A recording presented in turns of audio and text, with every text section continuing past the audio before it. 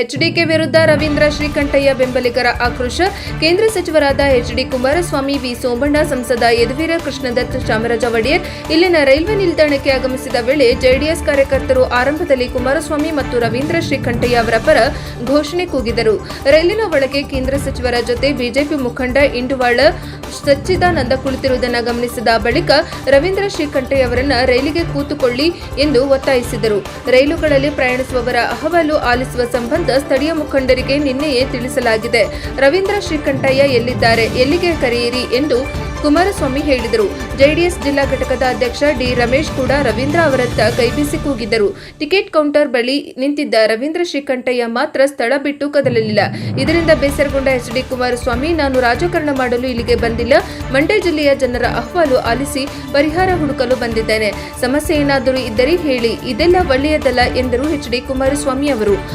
ಕಾರ್ಯಕ್ರಮದಲ್ಲಿ ಹಲವಾರು ಮುಖಂಡರು ಉಪಸ್ಥಿತರಿದ್ದರು. ವರದಿ ವೇದಮೂರ್ತಿ, ಪ್ರಜಾಪವ ಟಿವಿ, ಬೆಂಗಳೂರು.